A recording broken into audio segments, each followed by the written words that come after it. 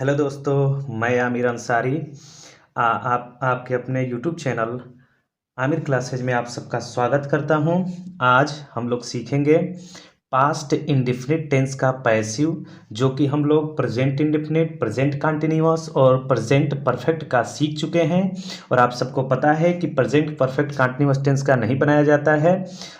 और उसी के अगले सीरीज में आज हम लोग शुरू करेंगे पास्ट इंडेफिनिट टेंस। अगर वो वाली वीडियो आप लोग नहीं देखे हैं, प्रेजेंट इंडेफिनिट, प्रेजेंट कंटिन्यूअस और प्रेजेंट परफेक्ट का, तो आप जा कर के सबसे पहले उसको देखिए, फिर उसके बाद ये वाला वीडियो को देखिए, तो आप लोग को बेहतर समझ में आएगा। आज के अगले सीरीज में हम लोग देखते हैं पास्ट इंडेफिनिट टेंस का पैसिव कैसे बनाते हैं। हम पहले ही इसको लिख चुके हैं, बस समझाना है। जैसे देखिए, सब्जेक्ट रहेगा, उसको ऑब्जेक्ट बनाएंगे। पैसिव बनाते समय जो सब्जेक्ट रहेगा सेंटेंस का, उसको ऑब्जेक्ट बनाएंगे, और जो ऑब्जेक्ट दिया रहेगा उसको सब्जेक्ट के स्थान पर लिख देंगे। कहने का मतलब, जो सब्जेक्टिव केस होगा उसको ऑब्जेक्टिव केस में बदलेंगे, और जो ऑब्जेक्टिव केस होगा उसको सब्जेक्टिव केस में बदलेंगे। जैसे मान लीजिए यहाँ पर कोई सेंटेंस है, सब्जेक्ट, वर्ब और ऑब्जेक्ट दिया है, तो उसको क्या करेंगे, जो ऑब्जेक्ट के स्थान पर है उसको लेकर आएंगे सब्जेक्ट के स्थान पर। यानी कि पहले तो था ये ऑब्जेक्ट, अब आएगा यहाँ पर तो सब्जेक्ट का काम करने लगेगा, सब्जेक्टिव केस लगेगा। उसी तरह से ठीक जो सब्जेक्ट था, अब आ जाएगा ये ऑब्जेक्ट के स्थान पर, ऑब्जेक्ट के स्थान पर आ जाएगा, और यह ऑब्जेक्टिव केस के रूप में आएगा, और ये ऑब्जेक्ट का काम करने लगेगा। यानी कि सब्जेक्ट को ऑब्जेक्ट और ऑब्जेक्ट को सब्जेक्ट बनाते हैं, ठीक। और जो नए वाला ऑब्जेक्ट था, अब आकर के यहाँ सब्जेक्ट काम करेगा ना, तो इसी के अकॉर्डिंग अब नए वाले सब्जेक्ट के अनुसार ही लगाएंगे वाज या तो वर लगाएंगे। इसी के अकॉर्डिंग वाज या तो वर लगाया जाएगा, ठीक। और आप सबको पता है कि पैसिव में कोई भी पैसिव हो तो हमेशा वर्ब का थर्ड फॉर्म ही आता है। पैसिव में क्या लगाते हैं, हमेशा वर्ब का थर्ड फॉर्म लगाते हैं।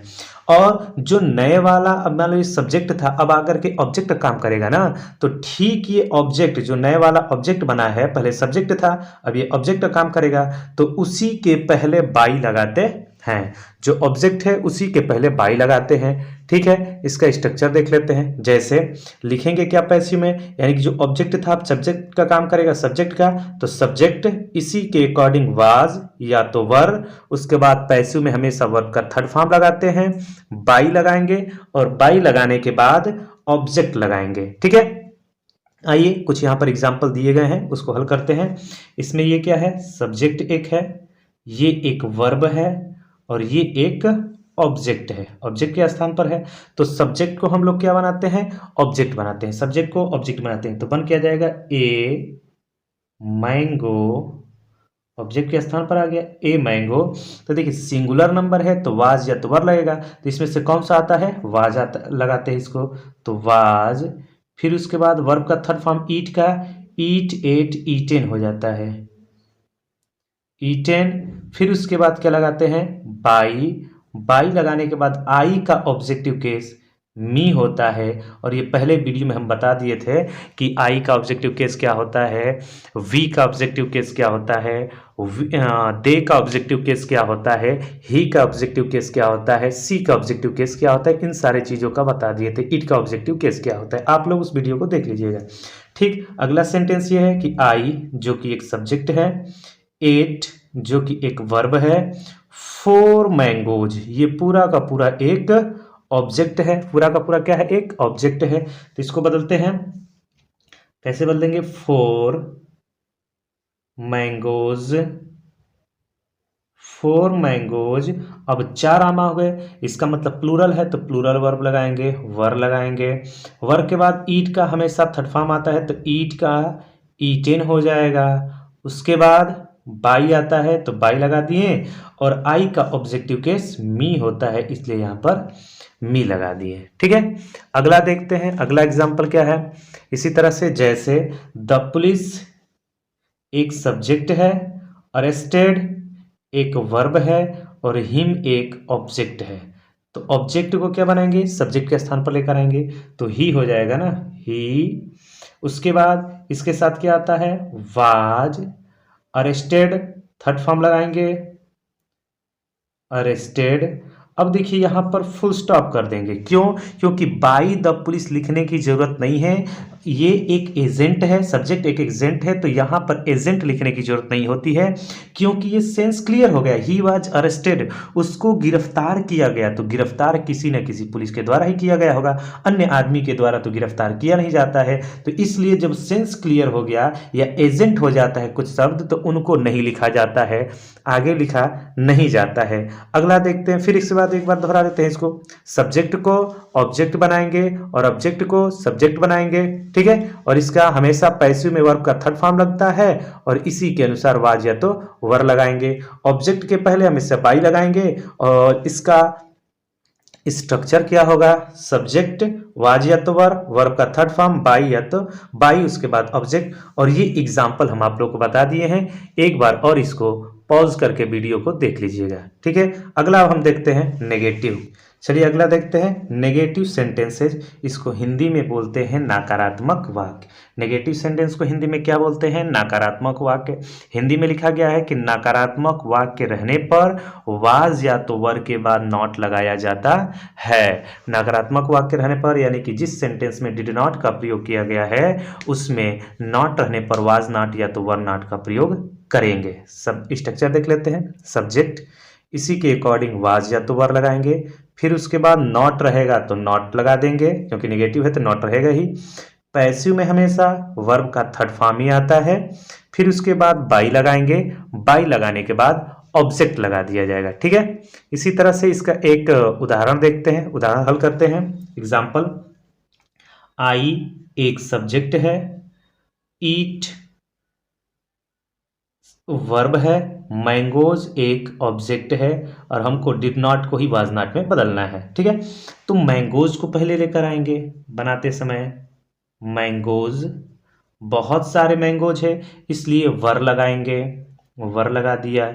फिर उसके बाद नेगेटिव है तो नॉट लगाएंगे, नॉट लगा दिया। पैसिव में हमेशा वर्ब का थर्ड फॉर्म होता है तो वर्ब का थर्ड फॉर्म लगा दिए। फिर उसके बाद बाई लगाना था, बाई लगा दिए। ऑब्जेक्ट क्या है, आई का ऑब्जेक्टिव केस मी होता है, इसको हम मी लगा दिए, ठीक है। उसी तरह से अगला एग्जाम्पल देखते हैं। The peon did not open the gate, तो पियोन एक यहाँ पर सब्जेक्ट के रूप में है, ओपन एक वर्ब है, द गेट एक ऑब्जेक्ट है, ठीक है। तो ऑब्जेक्ट को सब्जेक्ट के स्थान पर लेकर आते हैं तो क्या हो जाएगा, द गेट एक ही गेट है, वाज उसके बाद नॉट, क्योंकि नेगेटिव सेंटेंस है तो नॉट लगाएंगे। ओपन का थर्ड फॉर्म ओपेंड हो जाएगा, बाई लगाएंगे और बाई द पियोन, यहाँ पर इसका एक नाउन है तो यहाँ पर पियोन का पियोन ही हो जाएगा, पूरा उतार देंगे, ठीक है। यहाँ तक समझ में आया होगा। अगला एग्जाम्पल देखते हैं हम लोग। अगला है he did not right the letters, तो इसको बनाते हैं। ही सब्जेक्ट है, राइट एक वर्ब है, द लेटर्स एक ऑब्जेक्ट है, तो ऑब्जेक्ट को सब्जेक्ट के स्थान पर लेकर आते हैं, हल करिए। द लेटर्स बहुत सारे लेटर्स हैं इसलिए वर का प्रयोग, उसके बाद नॉट, नॉट लगाने के बाद राइट रोट रिटेन, रिटेन का प्रयोग करेंगे हमेशा वर्ब का थर्ड फॉर्म, उसके बाद बाई और बाई लगाने के बाद ही का ऑब्जेक्टिव केस हिम होता है। इतना क्लियर है, ही का ऑब्जेक्टिव केस हिम होता है, ठीक है। फिर से देख लेते हैं, इसमें स्ट्रक्चर देख लेते हैं कि ये नकारात्मक वाक्य रहने पर वाज वर के बाद नॉट लगाते हैं, तो सबसे पहले वाज सब्जेक्ट, उसके बाद वाज या तो वर लगाएंगे, नॉट लगाएंगे, वर्ब का थर्ड फॉर्म, बाई और ऑब्जेक्ट लगाएंगे। और ये एग्जाम्पल फिर से आप लोग देख लीजिएगा, ठीक है। आसान है, आसान विधि से समझाया है, एक अच्छे सिंपल रूल से। उम्मीद करता हूँ आप सबको जरूर आया होगा और आना भी चाहिए, बहुत ही आसान तरीके से बताया गया है। अगला देखते हैं इंट्रोगेटिव सेंटेंसेज। इंट्रोगेटिव को हिंदी में बोला जाता है प्रश्नात्मक वाक्य, यानी प्रश्न पूछने वाले। तो ये भी दो टाइप के होते हैं, यस नो टाइप वाला। तो देख लेते हैं, यानी कि जब सेंटेंस में डिड पहले आता है तो पैसिव बनाते समय वाज या वर को पहले कर देते हैं। जब डिड पहले आएगा तो हम लोग भी वाज या वर को पहले कर देंगे। जैसे वाज या तो वर, उसके बाद स्ट्रक्चर देख लेते हैं, वाज या तो वर, उसके बाद सब्जेक्ट, नॉट रहेगा तो नॉट लिखेंगे, नहीं रहेगा तो नहीं लिखा जाएगा। और पैसिव में जैसा कि पता है आप लोगों को कि हमेशा वर्ब का थर्ड फॉर्म प्रयोग किया जाता है, उसके बाद बाई और बाई लगाने के बाद ऑब्जेक्ट का प्रयोग किया जाता है। एग्जाम्पल देख लेते हैं, इसका एग्जाम्पल देख लेते हैं। तो इसमें डिड पहले दिया है तो हम लोग भी क्या करेंगे, वाज या तो वर को पहले कर देंगे, लेकिन देख करके ये एक सब्जेक्ट का रूप है, सब्जेक्ट है, यहाँ पर हेल्प एक वर्ब है और यू एक ऑब्जेक्ट है। तो यू को देखते हुए यहाँ पर वाज या तो वर लगाएंगे। इसको देख करके नहीं, सब्जेक्ट को देख नहीं, ऑब्जेक्ट को देख करके वाज या तो वर लगाएंगे। तो यहाँ क्या आएगा, वर आएगा। वर लगाने के बाद क्या लगाया गया था, सब्जेक्ट, यानी यू ही होगा। यू के बाद अगर नॉट दिया है तो नॉट लिखेंगे, नहीं होगा तो नहीं लिखा जाएगा। फिर उसके बाद वर्ब का थर्ड फॉर्म होता है, तो वर्ब का थर्ड फॉर्म लिख दिए, हेल्प्ड, किसके द्वारा, तो बाई लगाया जाता है। इसके बाद ही का ऑब्जेक्टिव केस हिम हो जाता है और लास्ट में सबसे इंपॉर्टेंट क्वेश्चन मार्क लगाया जाता है। ठीक है, इसी तरह से अगला देखते हैं। अगला है कि did he by A car, तो ही एक सब्जेक्ट है, बाई एक वर्ब है और ए कार एक ऑब्जेक्ट है। तो ए कार को देखते हुए यहाँ पर वाज या तो वर लगाएंगे, क्या लगाएंगे, यहाँ पर वाज लगाएंगे क्योंकि ए कार है। तो ए कार, फिर उसके बाद ऑब्जेक्ट लिखेंगे जो कि अब सब्जेक्ट का काम करेगा। नेगेटिव नहीं दिया है तो नॉट नहीं लिखेंगे। तुरंत बाई का थर्ड फॉर्म बॉट कर देंगे, बाई का थर्ड फॉर्म बॉट करेंगे, फिर बाई और ही का ऑब्जेक्टिव केस हिम लगा देंगे और लास्ट में क्वेश्चन मार्क लगा देंगे। ठीक है, अगला देखते हैं। अगला क्या है, did the peon ring the bell, तो डिड पहले दिया है तो वाज वर पहले आएगा। पियोन, द पियोन एक सब्जेक्ट है, रिंग वर्ब है, द बेल एक ऑब्जेक्ट है। तो ऑब्जेक्ट को देखते हुए यहाँ पर वाज या तो वर लगाएंगे, तो क्या लगाएंगे यहाँ पर वाज, फिर उसके बाद ऑब्जेक्ट को लेकर आएंगे सब्जेक्ट की जगह पर, तो द बेल, फिर उसके बाद क्या लगाएंगे, और नेगेटिव नहीं दिया तो नॉट नहीं लगाएंगे, तो रिंग रैंग रंग हो जाएगा, रिंग रैंग रंग हो जाएगा, थर्ड फॉर्म लगाएंगे। फिर उसके बाद बाई आता है, बाई लगा दिए हम, किसके द्वारा, द पियोन, द पियोन लगा दिए हमने। और लास्ट में सबसे इंपॉर्टेंट होता है क्वेश्चन मार्क लगाना। ठीक है, उसको पढ़ लीजिएगा, देख लीजिएगा वीडियो पॉज करके। अगला आता है WH फैमिली वाला। WH फैमिली वाला मतलब जब प्रश्नवाचक शब्द, इंग्लिश में क्वेश्चन वर्ड बोलते हैं, सेंटेंस के पहले आता है तो उनका पैसिव बनाते समय QW का मतलब क्वेश्चन वर्ड ही पहले लिखा जाता है और फिर उसके बाद यस नो टाइप वाला रूल लगा दिया जाता है, वो पैसिव चेंज हो जाता है। यानी कि क्वेश्चन वर्ड लगाएंगे सबसे पहले, उसके बाद यस नो टाइप वाला क्वेश्चन लगा देते हैं, स्ट्रक्चर लगा देते हैं, वो उसका पैसिव चेंज हो जाता है। जैसे QW पहले लिखेंगे क्वेश्चन वर्ड, उसके बाद वाज या तो वर, उसके बाद सब्जेक्ट, नॉट दिया होगा तो नॉट लिखेंगे, नहीं होगा तो नहीं लिखा जाएगा। फिर उसके बाद वर्ब का थर्ड फॉर्म लिखते हैं, बाई लिखा जाता है, ऑब्जेक्ट लिखा जाता है। ठीक है, इतना क्लियर है, एक बार देख लीजिएगा फिर से। क्वेश्चन वर्ड लिखते हैं, क्वेश्चन वर्ड के बाद वाज या तो वर लिखा जाता है, फिर उसके बाद सब्जेक्ट, निगेटिव रहेगा, नॉट रहेगा तो नॉट लिखेंगे, नहीं रहेगा तो नहीं लिखा जाएगा। और वर्ब का थर्ड फॉर्म लिखेंगे क्योंकि पैसिव में हमेशा वर्ब का थर्ड फॉर्म ही लिखा जाता है। बाई लगाएंगे, बाई लगाने के बाद ऑब्जेक्ट। आइए कुछ एग्जाम्पल दिए गए हैं, उसको सॉल्व करते हैं, इस एग्जाम्पल के माध्यम से समझते हैं।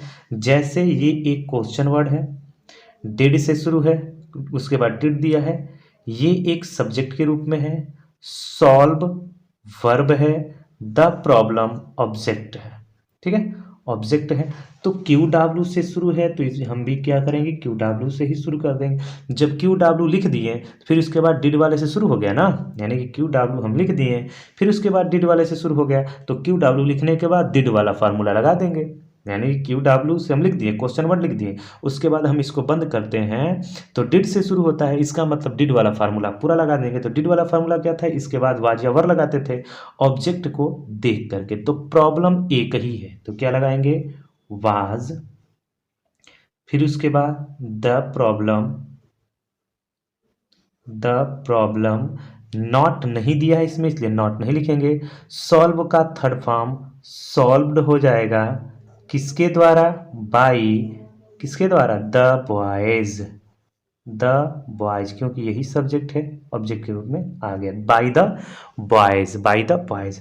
अगला एग्जाम्पल क्या है इसमें देख लेते हैं। अगला एग्जाम्पल क्या है कि when did he beat you. When एक क्वेश्चन वर्ड है, ठीक है, क्यू डब्ल्यू है, यहाँ भी क्यू डब्ल्यू था, क्वेश्चन वर्ड है। इसके बाद ये ही एक सब्जेक्ट है, बीट एक वर्ब है, यू एक ऑब्जेक्ट है, ठीक है ना। तो क्वेश्चन वर्ड को हम क्वेश्चन वर्ड ही उतार देते हैं, क्वेश्चन वर्ड को क्वेश्चन वर्ड ही उतार देते हैं। फिर वही वाली बात, क्वेश्चन वर्ड को हम बंद कर देंगे तो डिड से शुरू होगा, डिड से शुरू होगा इसका मतलब कि डिड वाला फार्मूला लगा देंगे। तो यू को देखते हुए, क्योंकि यू आएगा यहाँ पर सब्जेक्ट के रूप में, क्योंकि ये ऑब्जेक्ट है, तो यहाँ पर क्या लगाएंगे हम, वर लगाएंगे, यू के साथ वर का प्रयोग होता है। तो वर यू के बाद नॉट नहीं दिया इसमें, नॉट नहीं लिखेंगे। बी का थर्ड फॉर्म क्या होता है, बीटेन होता है, किसके द्वारा, बाई, ही का ऑब्जेक्टिव केस हिम होता है, और क्वेश्चन मार्क लगा देते हैं। इतना था। आप सबको उम्मीद करता हूं कि जितना पैसिव आज पास्ट इंडेफिनिट टेंस का बताया गया है सब का सब आप लोग को आया होगा। वीडियो को एक बार दो बार देखिए, नहीं आता है फिर पूछिएगा। आगे इसी तरह से सीरीज आप सबको मिलती रहेगी।